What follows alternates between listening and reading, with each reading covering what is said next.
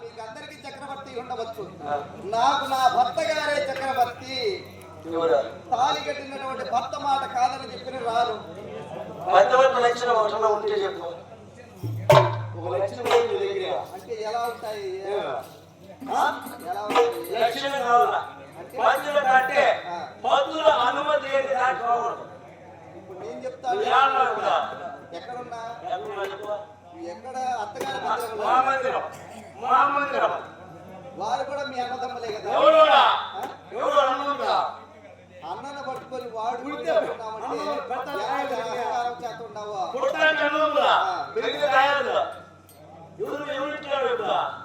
మా ఇంట్లో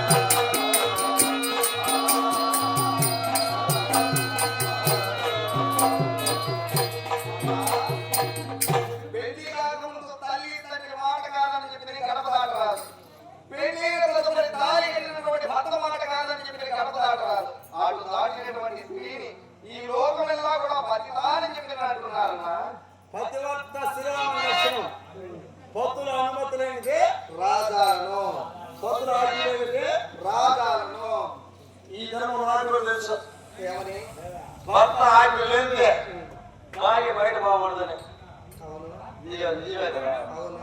వశిష్ఠుడు చెప్పిన దినమా భర్త వెళ్ళి పరాది బాగుండదు ఆడది నిజమే. ఒక రాజ్యం అయిపోతే నేను ఎవరు అధీనం కాల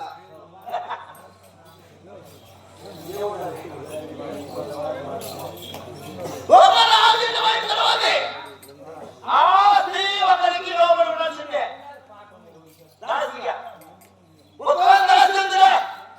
ఇది వరకు ఎంత కాపులు చేశావు? ఎందుకు 5 మంది కాపులు చేశావు. ఒక్కరోజు ఆరో భర్తగా మా ఇంట్లో కాపులు చేసేదిరా.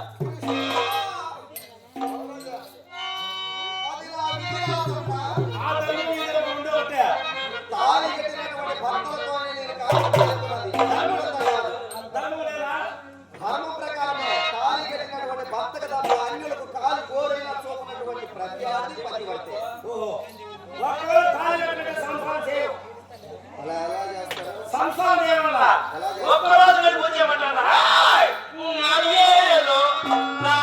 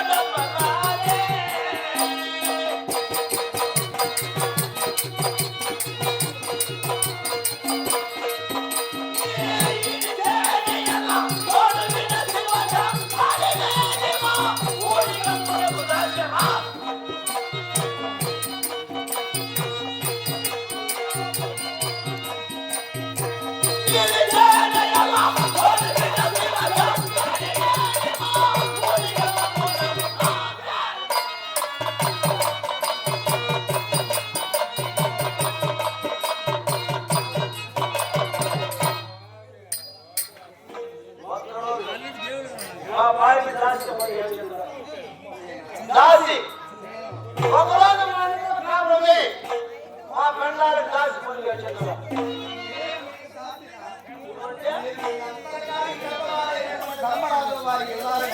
దీంట్లోగా చట్టవాళ్ళు వారు ఉండొచ్చు దీంట్లో అన్ని మా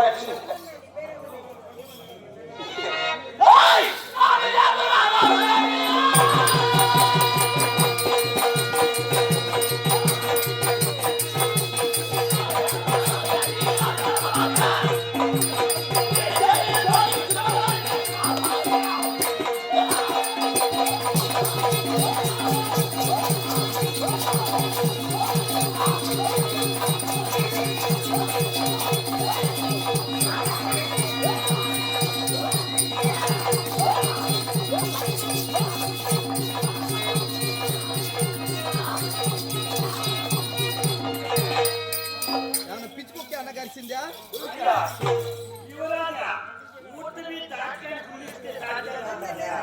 అయ్యా కాదు ఇది మీ అమ్మ మీ నాయన మాట చెప్తారా పడక కాదు ఈ ఊటి పిల్ల వేసి